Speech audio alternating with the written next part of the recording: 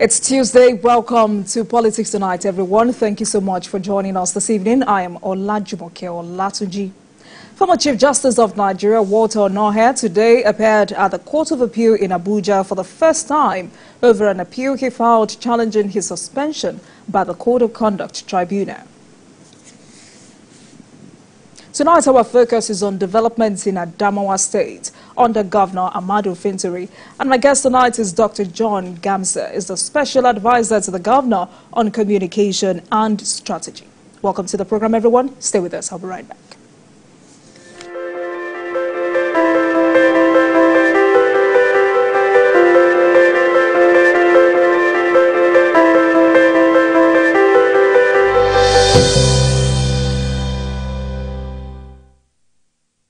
Welcome back, everyone. It's a 30-minute conversation tonight, so let's get straight into it. Governor of Adamawa State, Ahmadu Fintiri, has approved a new monthly minimum wage of 70,000 naira for state and local government workers. Governor Fintiri has accepted the 70,000 naira new minimum wage even before the release of the table from the National Salaries, Wages and Income Commission. This comes amongst many other projects in Adamawa State executed by the Fintiri administration. For this and other matters, I am now joined by Dr. John Gamsa, is a special advisor to the governor of Adamawa State on communication and strategy. He's also a lecturer at Modibo Adama University, Yola. Doctor, good evening to you, sir. Welcome to Politics Tonight. Thank you for joining us this evening. Good evening. How are you? Right. You know, the last time I had a conversation with any stakeholder from Adamawa State, it was a beautiful conversation with Deputy Governor Professor Farauta. And for a lot of people, her emergence holds a great deal of opportunity for the female gender and the quest for inclusion in the political leadership strata in Adamawa State. So that conversation happened around March when fire gutted Yola Town Market. So let's start from there, and I would like you to give us an update on what the governor has done. In what way or ways has the governor fulfilled his promise of putting smiles on the faces of the victims? Well, thank you. I'm really not getting you quite well, but I understand what you're talking about. It's about what my governor did since March when he interacted with the deputy governor, Galita Farauta. And I'm sure she did give you an update, you know, on the state of difficulties we've had there. Then there was the fire incidents, which the government intervened. But I think that's not where it is presently. What we're trying to emphasize is the basic fact of what the government has been able to do, that is trying to put a number of things right. And if we take a stock, you will notice that at the level of infrastructure development, you know, quite a lot has happened, and he's been able to commission and to do a lot, given to the fact that his projects are far-reaching. In the urban areas, at least, we are celebrating the fact that our environment is the hottest developing spot, at least in Nigeria. Now, given the places that he has commissioned, particularly routes, you know, the super highway connecting Yola and Jamaica through the army barracks, and then there is another one which is a bypass going out from the Barak route through Malkoi and then linking, you know, the continental route there to Numan route and moving on. So we've had a lot of such, you know, coming in and excitingly happening in our own small space. Now that is not just the issue. You know, the most important aspect is what he's been able to do most recently in respect to human capital development, where, you know, just a few days ago, you know, he launched the Fintiri wallet, you know, empowering women, you know, almost 50,000 of them with 50,000 naira, you know, and reaching nothing less than 4,000 households. And that in itself is quite good enough. You know, in addition to it, there's something which he did, which is fantastic, that we are celebrating presently. That is commissioning about 31 buses, 21 to the 21 local governments, and the tertiary institutions and school buses all over, at least to make up the general expectation and the challenges that school children are facing while going to school. You will notice that some of our urban areas are not connected to the rural, and that some less villages, you know, to where they're bigger, will have to connect somewhere, and the young men will have to be trekking some kilometers before reaching there. That is being done, with that logistic support, and the buses are quite flashy, and the town is getting on. So in addition to all that, there's something also that he's putting up, which is ahead of what is required of us. That is to show Adamawa State as one of the fastest growing environments, as far as the Northeast Zone is concerned. Now, recently, he launched a park, and that's interesting. In the entirety of the Northeast Zone, he's the first governor, perhaps, to talk about the idea of accepting, to pay the 70,000 minimum wage, and that was launched just yesterday. So in addition to all that, I think when you put everything, on balanced scale, you'll notice that it's not only infrastructure that is going on, but human capital development is also on the fast moving. And people are really excited about that. Mm. All right. So, Doctor, because you didn't get my first question, you just had an idea of the kind of question I asked. So I want to go back to that, and because it's a very specific question. In March, Governor Fintiri visited Yola Town Market, after that Inferno, and he promised to put smiles on the faces of the victims. So I'm asking specifically, has the governor fulfilled this promise? Yes, he has done. With the intervention that he has put in that place, supporting farmers and marketers, I assure you that the whole place is receiving a first leaf, because there is demolition going on, and there is attempts to reconstruct and to build the place again to make it better, so that it will be susceptible to fire outbreaks and damage that goes on there. Not only that one in Yola, but I think the entire market environments are taking a new leaf, particularly the one in Jamaica in addition to that one. And that's a very comprehensive and uniform infrastructural development that he's trying to do to make very solid substances good enough not to be susceptible to fire outbreaks and damage. So with confidence, I can assure you that he has done, and quite a number is going on, and the marketers in Yola are quite happy about it. So let's talk about crime rates in Adamawa State, particularly the prevalence of Sheila boys in some of the local government areas. I mean, there was a riot act to that effect, and I remember Governor Farauta calling on parents not to harbor or condone some of their children who engage in this crime. What's the level of commitment or cooperation from parents, and what's the update about these boys? Yeah, there's tremendous improvement, and I assure you that Yola is getting safer, and the security agents are doing the best they are doing.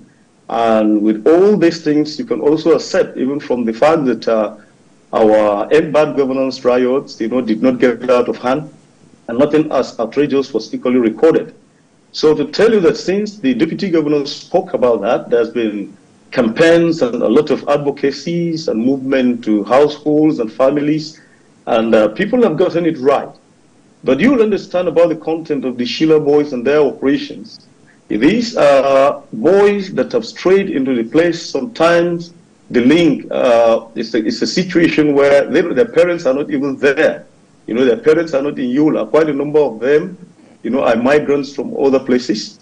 But the security agents have taken good enough work, and the CP out there on ground, when you go, there are updates, and they've done a lot when it comes to mapping to get the patterns, and they've done their own best and have gotten some of them off the streets. And I can assure you, in the past few days now, you cannot notice anything like that, because nobody is reporting. When you want to have something to agree with it, you try the police, and they will tell you that even their crime diary, is low as far as records in that aspect is concerned. So the government is not sleeping over that issue, and that the parents are also being engaged. There's a lot of enlightenment, and the traditional rulers are also hand-on, trying to put on their own best, and they're doing it. And there are comprehensive policies coming up to ensure that registrations are done along the line, good enough for every child to be in school. And most recently, he passed on an executive order stopping plundering in the environment, which you can see young people do, and some of them, with the capacity to tamper with a number of things, engaging in domestic crimes and whatnot. So that is taking him to a position where he's taking very absolute stand to ensure that all children are registered in school and that a lot is done at least for communities to be engaged, at least for everybody to ensure that no child is swimming on the street. I think with that particular strategy, I can assure you that it is not only about the Sheila any longer, it is going to be about an Adamawa state where every child is engaged in doing something. Please correct me if I'm wrong. These kids are called Sheila boys, but sadly there are girls in this gang. Am I correct? You said? I said these kids are called Sheila boys, but there are girls in that gang. Am I correct? Yeah, with minimal record. Girls are not too much engaged in it. There are quite a few, but I don't think it's an affair that engages girls, in most cases. Perhaps where you see it is just a youth problem that is making virtually quite a number of them to be engaged in drugs. And definitely they might have some of their own girls hanging around them to help them do such things. But the record doesn't show that girls are engaged in that. Okay. Mainly boys, as you hear the name Sheila boys. Okay. So because you've just alleged that these kids are migrants from other places, let's talk about this executive order. Because what I know so far is that 3 executive orders have been signed by the state government to tackle crime and insecurity in Adamawa State. The previous ones are Executive Order 1 of 2020, 2021, and 2022. But many say these orders have not effectively tackled crime. But another one has just been signed, banning the activities of scavengers in the state. Why this? When you look at this executive order at this moment, it's an executive order that comes with a lot of plan, to ensure that things are done rightly. Because you don't just dish out an order and just remain where it is, except you have something that is going to back the working so that you can get it right. And that is done. Because if you move around and you see the kind of detail given to the security services and what they're able to do in the process, you will notice that they're not just doing it to just make something drastic, but also working towards processes to get some of these ones reformed. I'm made to understand that there is a gradual process which is being built, on the aspect of reform, which the government is putting into being, so that the social welfare will now work out what we'll do with some of these boys that are really out there and not getting things to be done. So the executive order that came from the governor at this moment, it's the one that came with a plan of things to implement and to ensure that things are really done. So first, the records. Number 2, the process. And then number 3, how to get it right. And how to get it right, I believe, is what he's doing. And when you come over and you try to find out what is presently happening in the government, you will notice that it is getting balanced and virtually everybody is getting to participate in the process. Now, when you listen to the local radio and you hear comments and you move around the schools and you hear the awareness campaigns going on, it is certain that something will be done. Yeah. And even at the level of the religious leaders, the Islamic scholars are also talking about it, and basically in the churches, it is all there. And most importantly, you can see the youth coming together. At least all these issues are being tabled, particularly to do with that aspect. Mm. And I believe something serious, is going to happen, and we will have a free and an open society that is good enough for everybody to live in. All right. It's impressive to hear that Governor Fintiri is the first governor in Northeast geopolitical zone to approve the payment of 70,000 naira as minimum wage to kick off this month of August. So how does this development address allegations of misplaced priority, issue of public mistrust, and poor distribution of wealth levied against this administration? Pardon? I could not get you. Public mistrust of what? Did you get that question? Yeah, repeat it again, sorry. All right. I'm having a glitch around here. Okay, so I said it's very impressive to hear that Governor Fintiri is the first governor in the Northeast to approve the payment of 70,000 naira as new minimum wage, and because it's actually going to kick off this month. So how does this development address allegations of misplaced priority, issue of public mistrust, and poor distribution of wealth levied against this administration? Yeah, most precisely by who? I guess you must be making speculations around what the Sahara reporters got there. But let me just be quick to let you know that most sincerely, that was a frivolous allegation. And if you really want to come to a place where budgets are given and implementations are done rightly, I assure you Adamawa State is one place. If you step into Adamawa State and you see the infrastructure development and things moving on, and even the confidence, and the fact that Governor Ahmadu Fintiri is one governor that has timely paid his salaries since he came. The moment it is 20th, every civil servant receives his salary. And that has given enough confidence, in the administration. In addition to the fact that the number of some of these things, they're quite impressive. The school infrastructure is going on. And when you come in 21 of the local governments, there are model schools being built, and they've sprouted well, and they're almost being finished.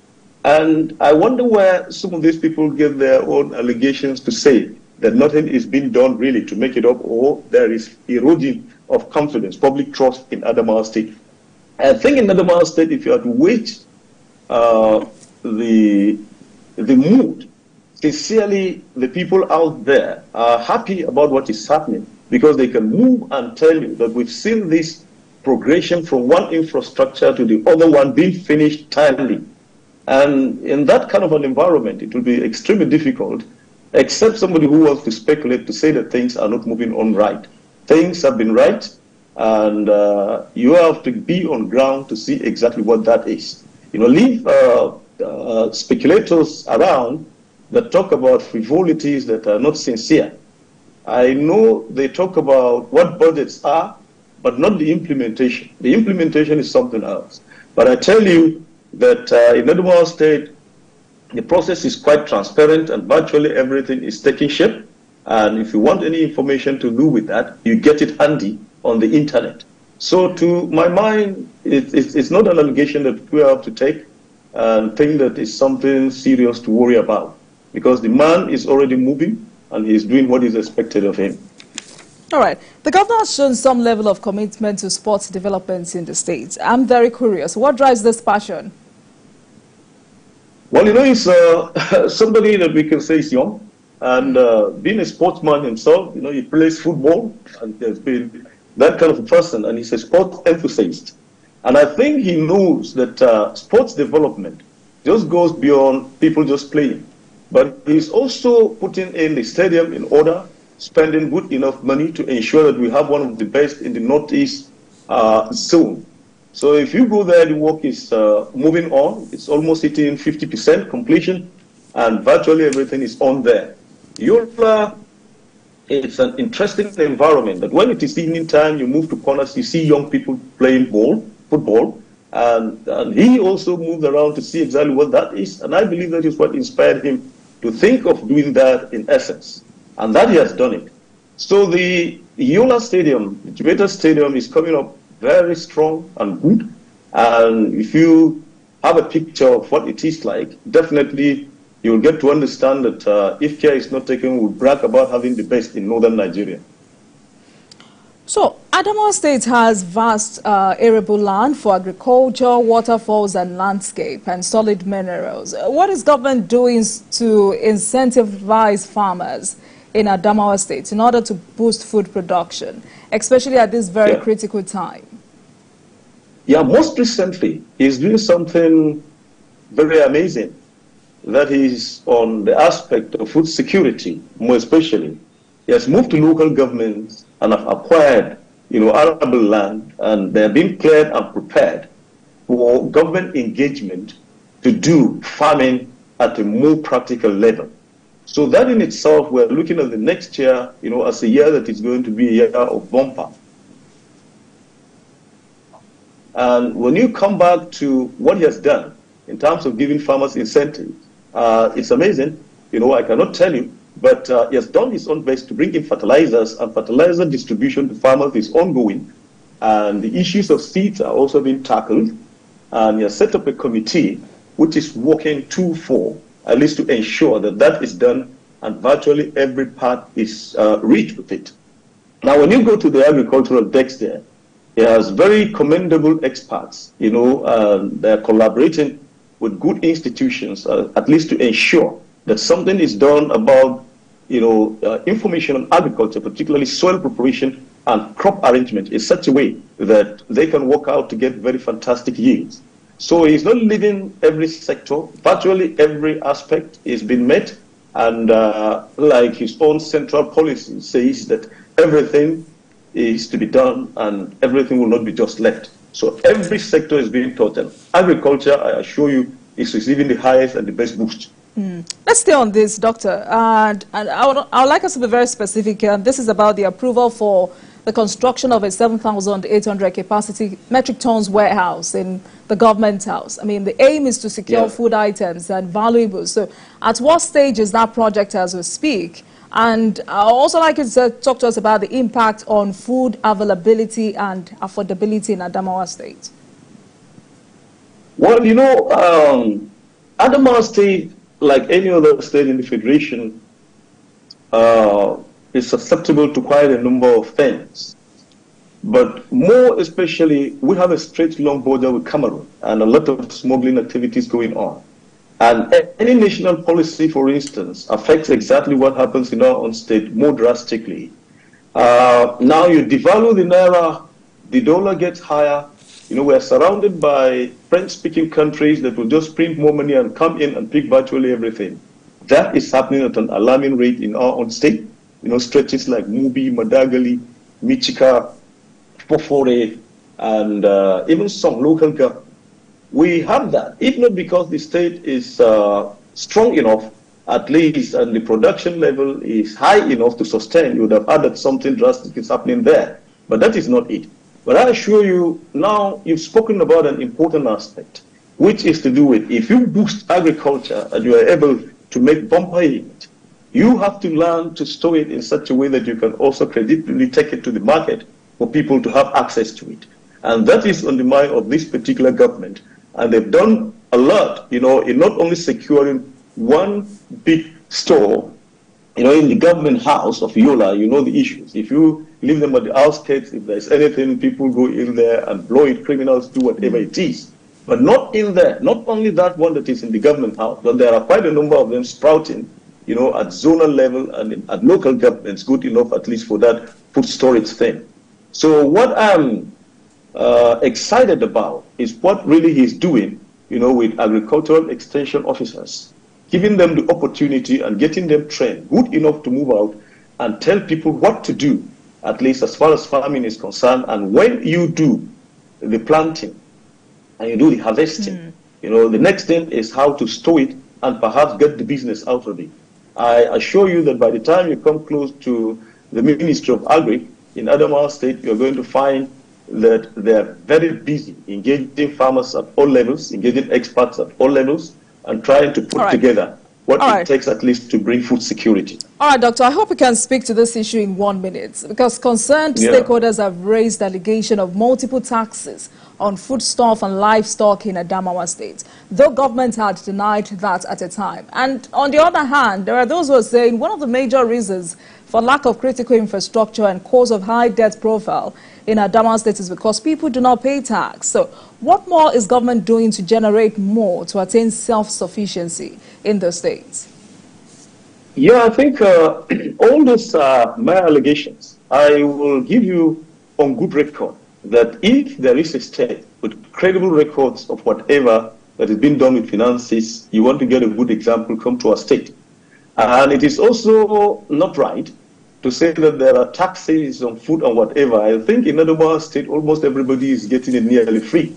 But when they get their own revenues, have to do with the prudence that is given to the accounting system, blocking ends that are open, and trying to get things that are supposed to be due, at least good enough for the government to have enough. If you check our revenue profile, we are not doing bad in Adamawa State. And that is perhaps the success of how the man is running his projects. If you want me to let you understand his secret, I will not be willing to do that except you come to buy or to steal that particular information to know. All right, we'll send our reporter. Which is not necessarily on debt, Dr. but Gamsa, what he's also doing to generate and then to do infrastructure. Thank you very much. we're out of time. We'll definitely send our reporter to confirm all of this you said on the program tonight. Thank you so much for speaking with us, Dr. John Gamsa, Special Advisor to the Governor of Adamawa State on Communication and Strategy. Thank you so much for speaking with us tonight. Thank you. Yeah, thank you very much. Thank you. And thank you for watching, everyone. That marks the end of today's episode of Politics Tonight. But you can watch the repeat broadcast of this episode at midnight. Get in touch with us on our social media handles, Facebook, Instagram, and X at TVC News NG and at Olajumoke WO using the hashtag Politics Tonight. We're also on YouTube at youtube.com/TVC News Nigeria. I am Olajumoke Olatunji. Good night, everyone.